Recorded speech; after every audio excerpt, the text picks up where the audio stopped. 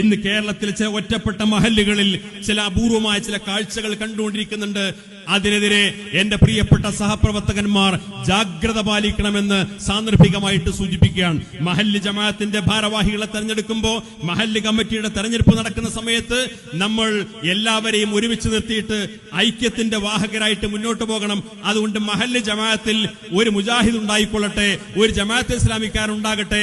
കാരണം എന്താണ്, അവർക്കെന്തായാലും നമ്മൾ മഹാഭൂരിപക്ഷമുള്ള ഈ മഹല്ലിൽ പ്രത്യേകിച്ച് ഒന്നും ചെയ്യാൻ കഴിയില്ല.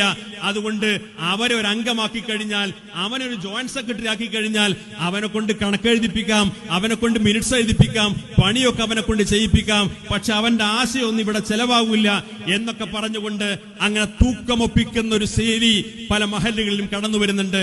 ഈ ഒപ്പിക്കാൻ വേണ്ടിയിട്ട് മഹല്ല് ഭാരവാഹിത്വത്തിൽ കടന്നുകൂടുന്നയാള് 2 വർഷം കഴിയുന്ന സമയത്ത് അവിടെ മഹല്ല് കമ്മിറ്റിയുടെ നേതൃത്വത്തിൽ, മദ്രസ കമ്മിറ്റിയുടെ നേതൃത്വത്തിൽ നബിദിന ഘോഷയാത്ര നടത്തുന്ന സമയത്ത് ആ വ്യക്തി അഭിപ്രായം പ്രകടിപ്പിക്കും, എന്തിനാണ് എട്ടും പൊട്ടും തിരിയാത്ത ഈ കുട്ടികളെ കൊണ്ട് നമ്മൾ ഇങ്ങനെ ഈ റോട്ടിലൂടെ ജാഥ നടത്തുന്നത്?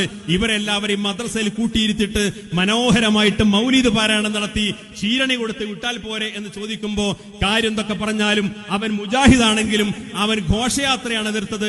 മൗലീദ് നടത്താനും ചീരണി കൊടുക്കാനും അവൻ ആഗ്രഹിക്കുന്നുണ്ട്.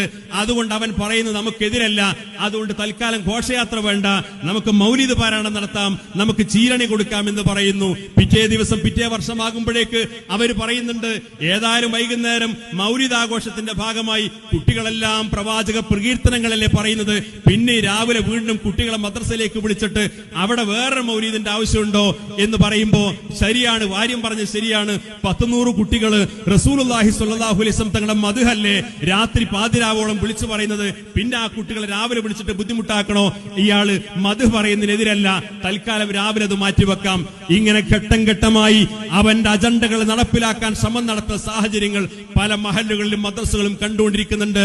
അഹ്ലുസുന്നത്ത് വൽ ജമാഅയുടെ ആശയാദർശങ്ങൾ മുഴുവനായി ഉൾക്കൊള്ളുന്ന സമസ്ത കേരള ജംഇയ്യത്തുൽ ഉലമയുടെ ആഹ്വാനങ്ങൾക്കും താക്കീതുകൾക്കും വിധേയമായി ഒരു താല്പര്യങ്ങൾക്കും വകവെക്കാതെ അതിനനുസരിച്ച് മുന്നോട്ട് പോകുന്ന മഹല്ല് സംവിധാനങ്ങൾ, മദ്രസ സംവിധാനങ്ങൾ ഭദ്രമായിട്ട് മുന്നോട്ട് കൊണ്ടുപോകേണ്ട സാഹചര്യം ഉണ്ടാകുന്നുണ്ട്.